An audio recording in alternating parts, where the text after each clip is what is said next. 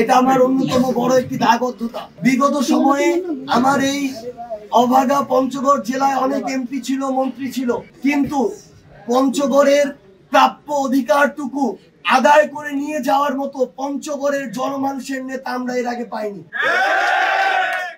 আমরা পঞ্চগড়ের মানুষের কাছে আমাদের পক্ষ থেকে, এনসিপির পক্ষ থেকে এইটুকু কমিটমেন্ট করতে চাই যে আমাদের পঞ্চগড়ের যতটুকু প্রাপ্য তার চেয়ে বেশি আমাদের লাগবে না, কিন্তু রক্তের বিনিময়ে হোক, জীবনের বিনিময়ে হোক, আর লড়াইয়ের বিনিময়ে হোক, আজ থেকে আগামীতে বাংলাদেশে যেই সরকারি আসুক না কেন তাদের থেকে আমরা আমাদের পঞ্চগড়ের প্রাপ্য এবং ন্যায্য অধিকারটুকু আদায় করে নিয়ে যাব। আমাদের পঞ্চগড়ের স্বাস্থ্য খাত সবচেয়ে দুর্দশাগ্রস্ত। শিক্ষার অবস্থা এবারের অপ্রত্যাশিত রেজাল্টের মধ্য দিয়ে প্রকাশিত হয়েছে। এখানে আমরা ক্ষমতার অপব্যবহার দেখেছি।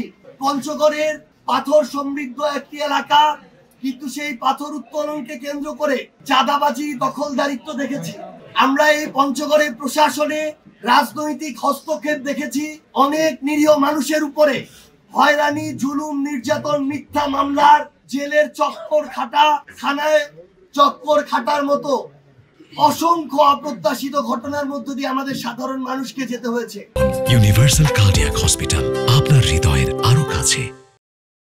আমরা জাতীয় নাগরিক পার্টি এনসিপির পক্ষ থেকে আমি আমার পঞ্চগড়ের মানুষের কাছে এই ওয়াদাটি করতে চাই, পঞ্চগড়ের মানুষ যদি আমাদেরকে সহযোগিতা করে, সমর্থন করে, আমাদের জন্য দোয়া করে এবং আমরা একসাথে যদি এনসিপির পক্ষ থেকে পঞ্চগড় 1 আসনে আমরা জাতীয় সংসদে আগামীতে প্রতিনিধিত্ব করতে পারি, আমাদের এই পঞ্চগড়ে আমরা চাঁদাবাজি, দখলদারিত্ব, দুর্নীতি, ক্ষমতার অপব্যবহার সহ সকল ধরনের অপকর্মের কবর রচনা করব।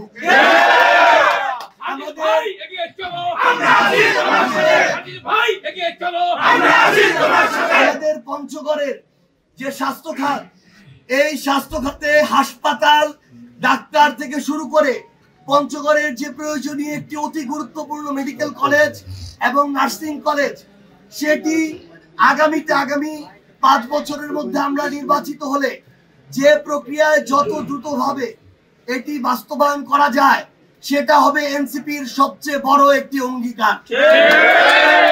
পঞ্চগড়ে শিক্ষাকে কিভাবে রাজনীতি থেকে আলাদা করা যায় এবং মানসম্মত শিক্ষা নিশ্চিত করা যায় সেটা আমাদের অন্যতম একটি লড়াই হয়ে থাকবে।